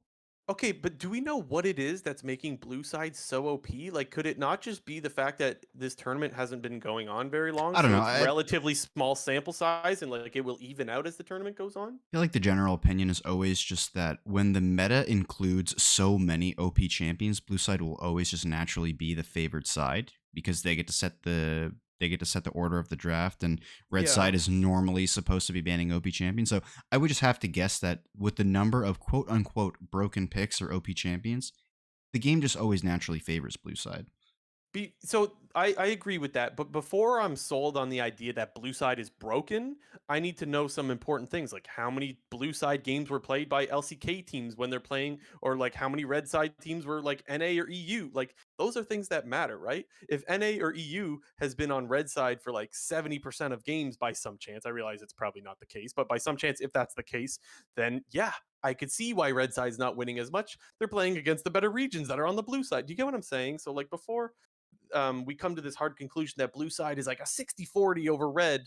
I doubt it's that, but there needs to be more context Okay, and so probably a bigger sample size before we come to the hard conclusion that blue side is just so broken and OP. okay, keep this in mind because this is some outdated, or I shouldn't say outdated, but this does not include all of the Swiss stage matches. But there was a Reddit post that was made 6 days ago Uh-huh. that said in the main stage at the time, blue side was 23-7, 77% win rate. That is a very significant win rate, but again, like it will matter if because you mentioned that Yeah, so number one seeds just get their pick. yeah, Could that not? just without going through this whole post, it says 4 of those 7 losses was LNG beating C9, GenG beating G2 and Damwon beating BDS. So I think the point that they're trying to make is realistically the majority. I just think the point they're trying to make is blue side definitely seems to be strong because the only red side games that are being won are usually just based on the 30 game sample size that's being used here is the overwhelming favorite is actually playing on red side as opposed to blue side. Yeah. So Again, I would need more context. There needs to be more information around this stuff. yeah. I will if I do get more context and I find out no, it's not just Korea and China playing on blue side way more than the other regions. Then I think there's some merit to some of these stats. But before we get that context, I think Mhm. that we don't want to jump to conclusions too quick. I've said it Yeah. too many times. Last thing I'll say is I don't think that there needs to be sweeping changes being made. I think that this is just something that will naturally even out in the next year of League of Legends to come. Okay. And with Uh, that, we'll move from the Swiss stage to the quarterfinals. I know we kind of just talked a lot about NRG and Weibo quite recently, we but could do quick predictions about yeah, them, right? We don't need to deep dive into every team yeah, again. Weibo and NRG are playing the first series of the quarterfinals Thursday, I believe. Don't exactly know what time, but to give a prediction, kind of spoiled it a little bit earlier in the episode, but I'm going Weibo 3-0, sadly. Ooh. I mean, Keep in I shouldn't mind, even. keep in mind, I thought that Energy was going to get out by G2, and I also thought that Energy was going to sweep by Cloud9 in the finals.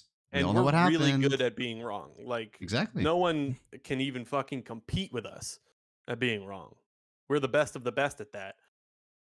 I'll give NRG a game, 3-1. Okay, we'll take it. Yeah, Yep. we don't need to talk about the series too much. I felt like we talked about it already. Yeah. Next up, match on Friday, GenG versus BLG. Now, if we want to talk about a banger of a quarterfinals matchup, this is that Would because this be the best time to face GenG since they had time off? Like, is that a yeah, I I feel think like this there's conversation's been had so many times, and I would argue that one of the best ways to upset such a powerhouse would be to play them after they've been, you know, watching rather than playing actual stage game. yeah, I do think that there is a give and take with advancing earlier and not having to play games. The good sign is you obviously don't have to play as many games as your opponents, and you necessarily don't have to reveal certain champion picks that you might be holding on for future use. But at the same time, it's kind of a detriment that you aren't playing games and the opposing team has been playing games and just kind of getting more and more comfortable on stage, which I think definitely is relevant.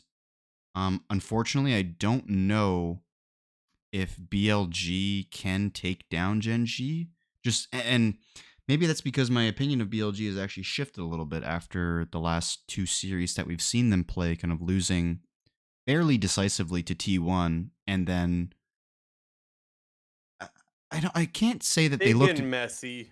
Yeah, they've just been super You messy, can say and it. they've just been because well, I was about to say that they like were trolling against G2, but like I still think that G2 is actually pretty good, and I thought that G2 was still playing well in some of those games despite the messiness of them. But I think my opinion of BLG has slightly dropped, and especially with the messiness, I feel like you can't do that against who I perceive as the most polished team in the world in GenG. I am going to predict the same thing as you. Well, I think, and I'm going to go 3-0 GenG, Oh, despite the fact I that wasn't saying 3-0. I was going to say 3-1.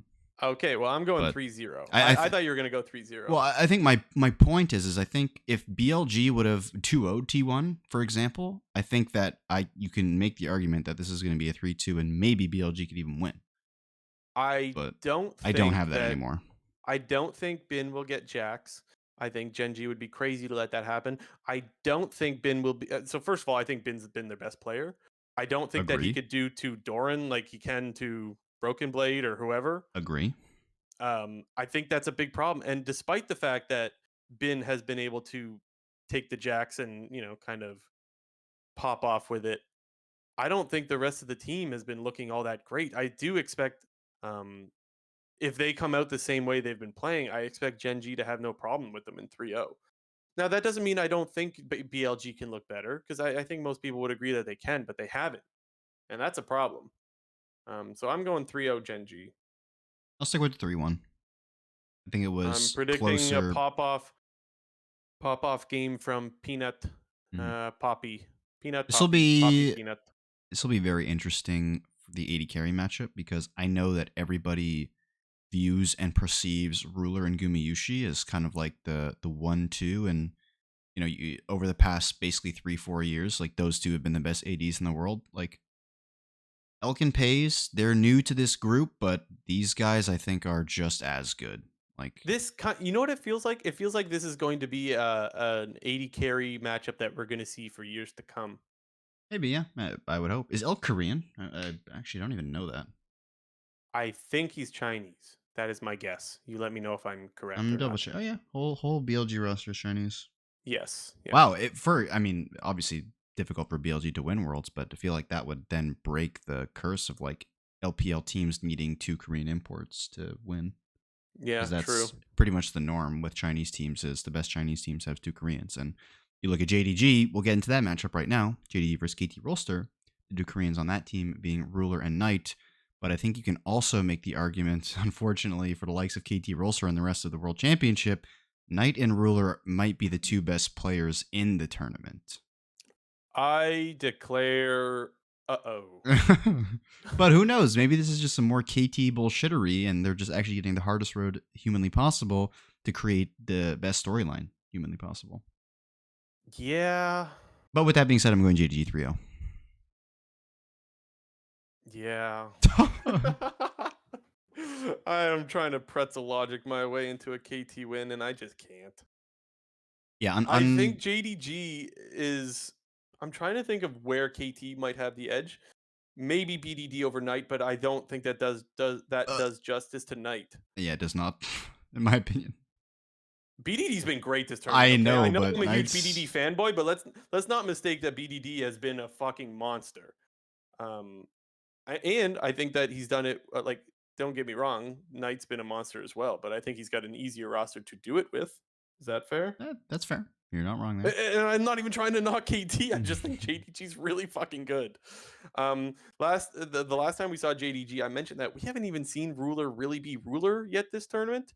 That's where I'm worried because I mentioned earlier how aiming has kind of had a few pretty pretty big hiccups, and yeah, Ruler's gonna punish that.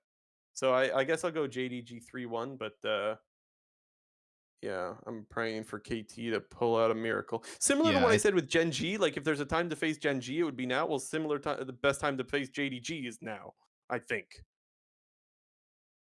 excuse me. Yeah, yeah. Rather than in a week after they've already won, you know? They'll definitely need the Keen that played in part 2 of Swis to show up in this series, or they're probably gonna get blasted. Maybe Keen could whip out the GP. I think that was more of a spring thing, but Dude, I'm still waiting. I I'm waiting loved for the rise when he Gangplank. whipped it out. That Yeah, was that was nice. cool. That was cool. Yeah. I like what he said in his post game interview after. He was just like, yeah, like, What do you say? well, he was basically like, I'm gonna pick this champion whenever it's good. Doesn't matter. And Dude, that game was boring. Nothing happened, right? That was the well, one that where they was just sat and scaled forever. yeah. KT was like, we're super scaling. We're not fighting. Yeah. Yeah. That Maybe we was see like Singed. that game 1 of Damwon versus KT was like it was an LCK game on the World Championship stage. Basically, it Yeah. was not a game from the World Championship. It was an LCK game. Okay. You gave your prediction 3-0, yeah? Sadly, yes. Okay, Even you though got 3-0. I'm kind of rooting for your boys as well. Not gonna lie, Let's just fucking because. go, KT. BDD, don't let him get a 0. He's going to smack you with it. Okay, what's next? We got LNG T1, yeah? Yeah, last matchup. This, similar to the GenG versus BLG matchup, is another premier matchup with obviously the biggest storyline being the master versus the student in Faker versus Scout. This is going to be another example of how China needs their imports to Okay, win yeah, yeah. worlds. Okay, yeah. That's true. They're going all the way, baby. Um, yeah, I think this team is just really fucking good. I still think that they're up there as a tournament favorite. I don't think T1 is, even though I think they're really good. I am going LNG 3-1. I need to fix a mistake that I made early in the episode. I did not include Gala in the list of premier 80 carries. I don't know how that happened. I apologize. Oh god, yeah. Gala is in that, Ruler Gumayushi tier with, maybe a Pays and Elk as the new blood. But sorry, Gala is in that grouping, and I apologize to those who I offended earlier on. Yes, I'm offended. Are you gonna predict T1 though? Yeah. I I mean, thought you might. I'm this series feels like a 3-2 either way. I mean, Mm. it's pretty difficult to just say strictly where any team has the clear-cut advantage, and I feel like that's what's going to make this series so exciting.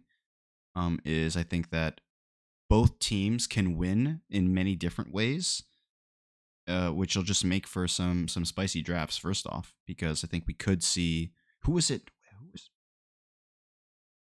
did what was did LNG play Kate Lux as well in the group stage earlier, or was the Kate Lux because somebody else played Caitlyn? I'm pretty sure.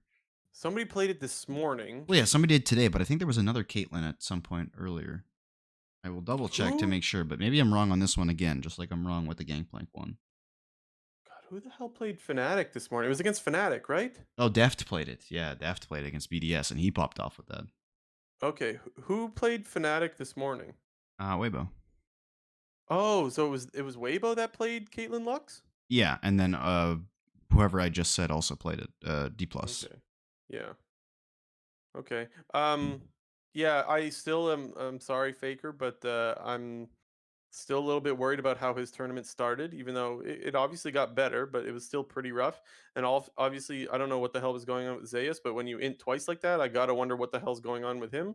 So there's a couple of question marks that make me a little bit skeptic about T1, but we'll see. Like I don't know, Hold T1's on. obviously I still a didn't hear good your team. prediction. Sorry, what was it? How 3-1, LNG 3-1 favored? LNG, Oh, 3-1. 3-1. Okay.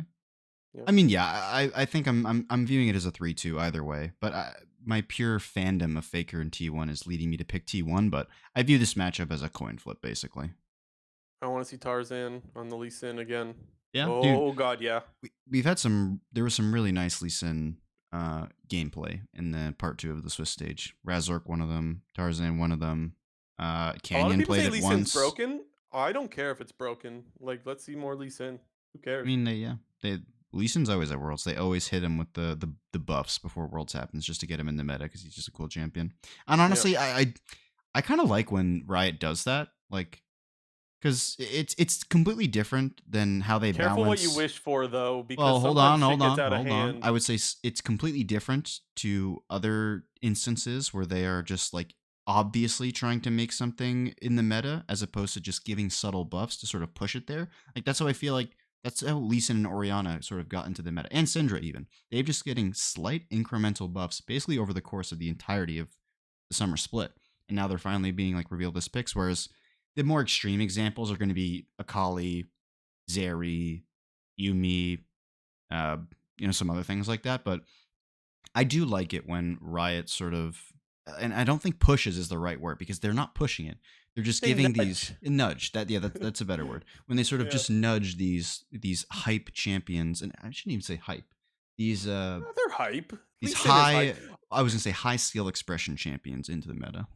Here's another take that I have. I think Oriana is super hype and people just don't want to accept it because we've seen a million Oriana games over the years. But like people will walk away from Worlds remembering Faker's Shockwave and then be like, oh my God, that was one of the best plays ever. And it's like, yeah, because it was on fucking Oriana and because her ultimate is really fun to watch, even though you don't want to admit it because you've seen too many Oriana games. It got me Well, fired up. you're, I do agree with you, but I think you're also discrediting the Rakan, the Cho'Gath, the J4. Like it, what? Yes, the Oriana Shockwave found them all, but it was also the J4 knockup, the Oh yeah, no, Cho'Gath no. Q, the For sure, everything. but my point wasn't that play specifically. That's just the call that comes to mind when you Yeah, hear yeah. about, But you see a bunch of Oriana shockwaves that completely turn fights, and you always hear the crowd with that go, "Oh," because a big play happens. Yeah, well, guess what? A lot of times it's Oriana. So I'm tired of this. Oh, Hmm. Boreana in the chat. Miss me Hmm. with that. Miss me with Boreana. It's funny because that is definitely a call that you can hear in your head. Like Yeah. you can hear it exactly how Captain Flower says it. Speaking of calls, can we talk about? I know we're not talking about that right now, but can we talk a little bit about Captain Flowers going absolutely insane? Captain Maybe. Flowers always has those rap god type moments where he just Oh pops the my fuck off for a minute straight. God. I said this to you yesterday, but I'll say it for everyone else here. I still will say that the Captain Flowers all time best pop off moment was KT versus IG Game 3 of 2018 Worlds when the backdoor happened, but I don't even that remember it. was a I'm close sure I would second. if I heard it again, I'd probably remember it, but like Just what the tweet that Shocks put out when you can visualize him and Kobe going crazy. If people haven't watched it, go to Twitter right now Their and go watch. their bottom of their fists are gonna be a little bit sore the next couple days. I Dude, can speak from experience when it comes to that. we should have honestly. I know that this is a podcast and it's about listening. We still should have planned to pull it up on this episode just so we could watch it again, just get fired up. Oh man, that guy is so fucking good at what he does. Holy shit. Mhm. Well, Okay, we got quick news to get through, yeah? yeah. Well, it's not. Well, I mean, it is quick news, but it's basically just a free agent sort of rundown because Roster quick news. while the Okay. World Championship is going on, there are sort of the off season behind the scenes is starting to happen. Not officially because players are still under contract and whatnot, but the key word I say is explore options and verbal agreement. We're going to be hearing a lot of that over the next couple months, Uh-huh. and I already have a lot of things to go through right now. So, uh, do we want to start off with NA and then go to EU, or do we want to? Do whatever you want. I don't care. I kind of want to go through. Okay, I kind of want to do EU first, just because Do I it feel then. like it'll be easier. But the biggest kind of story that kind of cropped up over the last week was the fact that a tweet from LEC Wulu, just only 24 hours after Mad Lions got eliminated from Worlds, it was rumored that the entirety of Mad Lions players and coaching staff are allowed to explore options. And I think I've said this many a time before. Whenever you hear the words explore options, that means you are not on the team anymore. I don't give a damn what anybody says. But what I will say, this does seem like a bit of a special case scenario because I don't think we've ever seen a team, or at least uh, a very good team or a team that's attending international events and whatnot. Their entire roster just gets straight up released. So I still do think there's a possibility that one or two players from the roster could end up remaining on the team, but it's definitely, I would still say it's more like 80 to 90% that this whole team is gone and not a single one of these players is going to be on Mad Lions next year. I wish we had like somehow a list of people that were allowed to explore options and stuck. Name one. You cannot name one. I I don't can't. get. I can't. Find me one. Comments right now. Find me one. It does not happen. It does not exist. I hope someone finds one for you. No, they can't. Impossible. And if you do, I'll give you $10 straight up. Give me your PayPal. I'll give you $10. $10. Okay. You do it. All I'll right. that's 10 free dollars if you have it. I'm telling you. Ginter's sending I'm people on a not even treasure trolling. hunt. You find it, link your PayPal. I'll send you $10. Not even trolling. Okay, cool. Ginter's sending people on the lamest treasure hunt ever, where the treasure is in fact $10, Yeah. but $10 more than I'm putting up. So I hope someone finds it. C9. That's all I'm gonna say. C9. Yeah. Maybe. Go get him. Mhm. Go get And then Niski. slightly to follow that up, another not LEC Wulu this time. In fact, one of the Spanish guys. I'm not ever gonna try to attempt this guy's name. Is like Antoiminium or some shit like that. Like Anointium. Like how do you even say it? I don't You even said care you at weren't this gonna point. try. I did. can I listen- failed. I'm up upset now. But anyways, I can sit they here all day and listen to you try to say his name. I don't. I need to see it in front of me to know for sure. I think it's something close to anonymodum. cool. It's something And close to I'm gonna that. also have to butcher another name here because those Spanish sources have also indicated that Melzet sure. He's going to be the new he's going to be the new head coach of Mad Lions for their rebuilt roster and whatnot. And just for the record, this Melzet guy, I didn't even know who the hell he was. He actually seems to have a pretty good track record of coaching in the regional leagues and whatnot. Okay. I literally have no idea who he is. I just looked his name up on the wiki, and he's been coaching really good teams, and he's been leading those teams to fairly solid performances in the regional scene. So despite the quality coaching staff that Mad Lions already had with Mac, and this kind of just makes it especially bullshit, the fact that he wasn't at Worlds and they did this when just 24 hours after the team lost, and his wife is like they're having a son or something while the World Championships been going on. But at the very least, it sounds like they're getting a pretty competent and solid replacement. Okay. Well, I'm glad you said all that before I humegaloled him. I forget what it was, but he was first place both splits of the Spanish league. He placed second at EU Masters with the team that he was coaching. So this guy actually seems like he's decent. But Okay, whatever. Coach news, whatever. What else we got? Okay, and Feed then me. we got to sort of move on to players now. We got a big of a list, and first thing that'll Okay. lead with, if you want to find a much more comprehensive detail and more info about all this, go to sheepesports.com. That's kind of a new website that was launched by LEC Wulu and I think a few other of the EU sort of esports journalists. Okay. But there's a big list to go through, and I'm mostly going to focus on the important ones. So first up, Larson, who, for the most people who know, he's on Koi. But it was rumored about a month ago that he signed a 4-year contract extension to stay with Koi for the foreseeable future. And it's now being reported that he's potentially going to be back on the market to either, to be available because of the financial difficulties that Koi is going through. Larson. Yeah, he's Oh, I do wonder if he's a player that actually could make his way into NA. I mean, isn't that what we always wonder? That's what we're here for. We're ready to take what we need, Yeah. But it and just it then just feels never like, promote a North American player ever. yeah, I just got a weird feeling that like he's going to be in NA next year. So, Really yeah. interesting. Any team in mind, or just some like I don't even know, like 100 Thieves, maybe something random, or mm, who knows? Just a guess. Next I could up, listen to Dagda say Larson all day. yeah. Okay, what's next? Former Vitality support Kaiser has reached a verbal agreement with Team Heretics. Feels like a Okay. good move, even though Kaiser and Vitality really struggled. Team Heretics wasn't particularly any better, specifically in the bot lane. They did get better in No. SummerSlam when they brought in Flakkid, but like the move.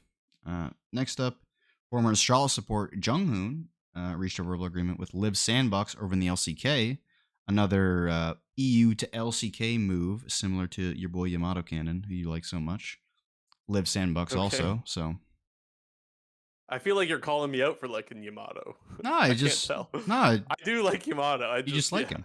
That's all. yeah. Next up, Cowboy Shard is rumored to likely be starting for Caramine Corp and the LEC. This guy has been playing he's been playing the long con of his life, basically, because ever since KC became a big team in the LFL in like 2020, he's been playing for them.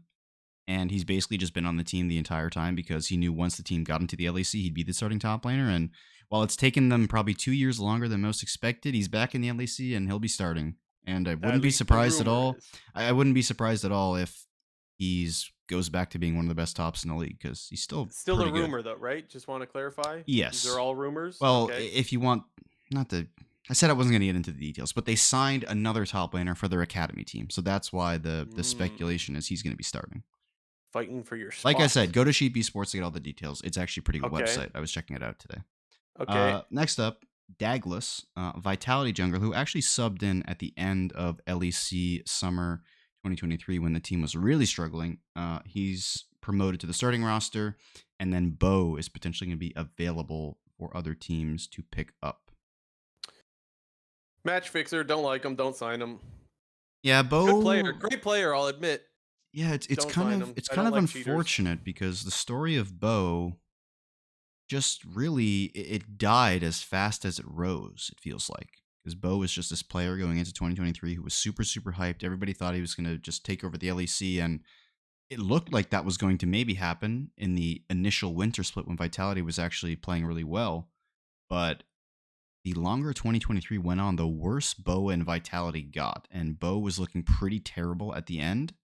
So I wonder if he's even going to be in the LEC or if he's going to be back in like the LDL or something. I enjoyed watching that team crumble.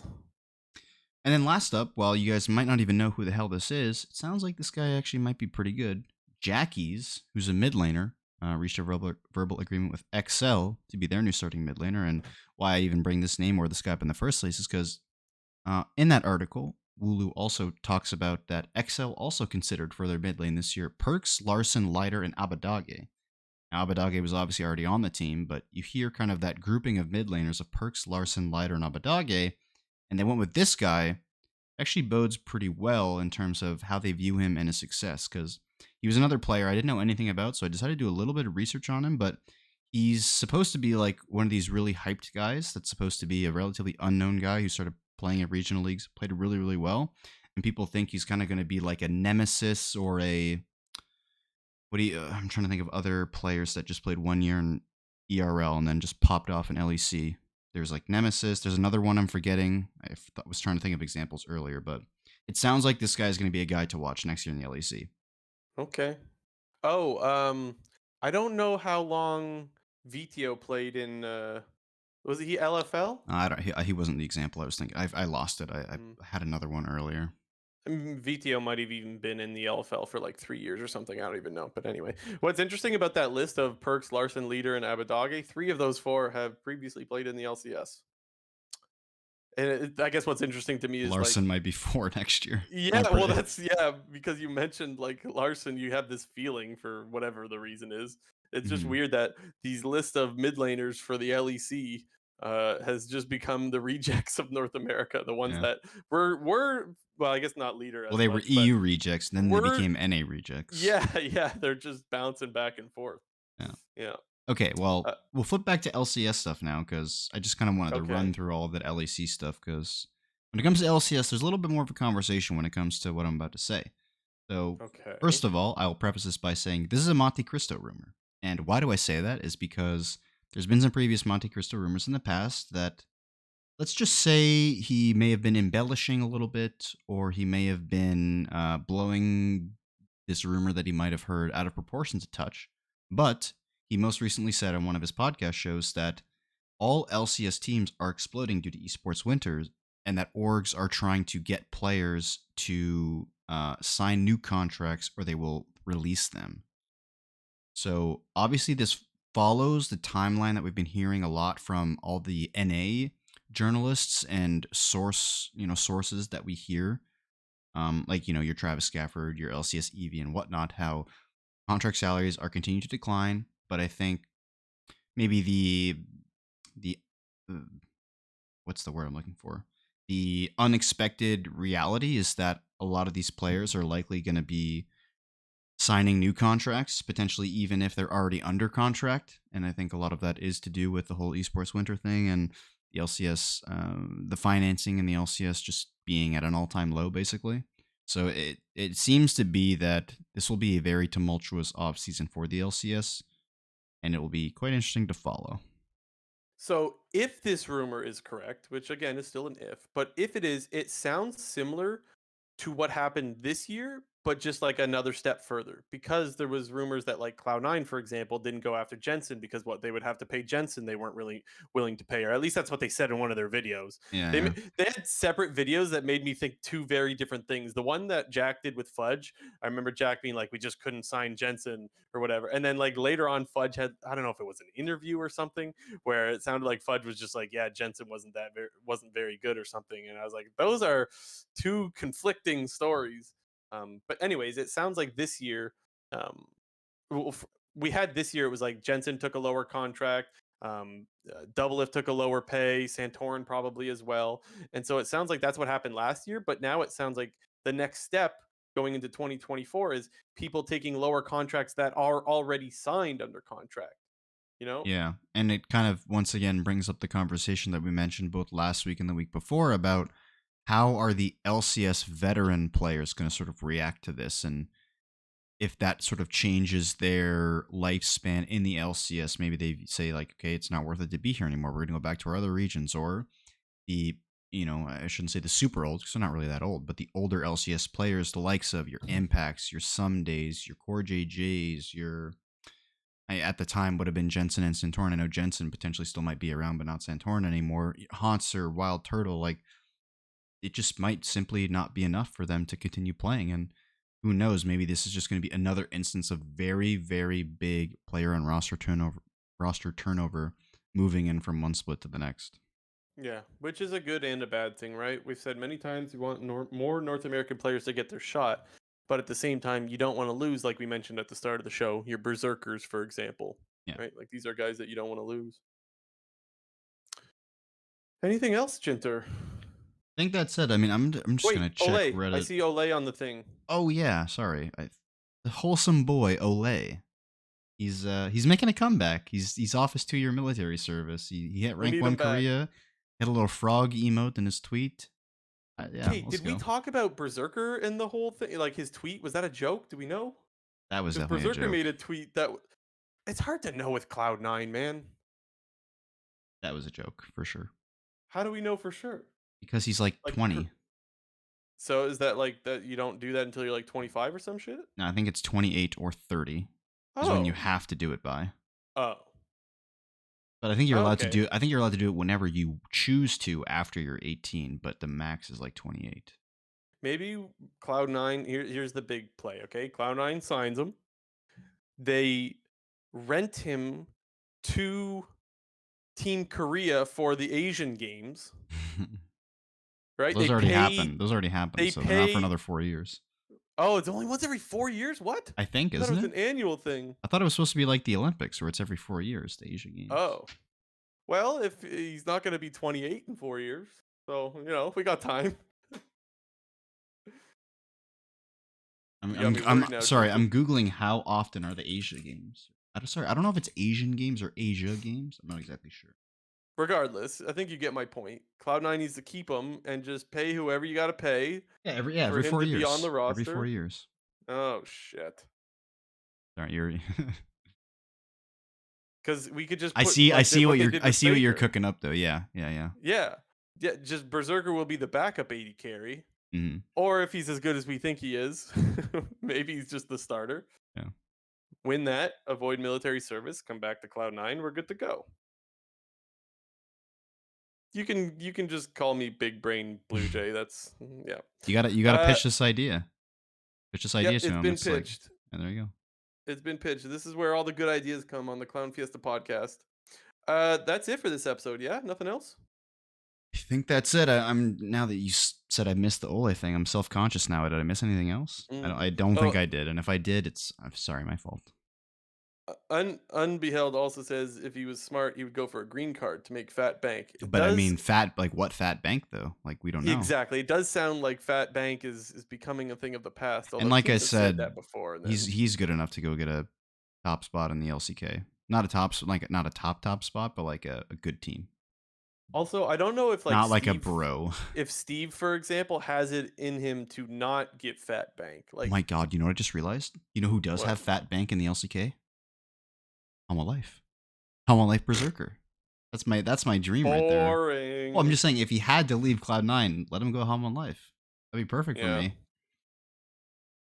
Yeah, you'll have a blast. That sounds like dynamite. Okay, that's it for this episode, guys. We hope you guys are enjoying Worlds. We certainly are, and we'll be back same time next week. Remember, if you haven't, to subscribe, like, and leave a comment. We've thrown out some hot takes this episode. Don't be afraid to disagree. We will read the comment section. We love interacting with you guys.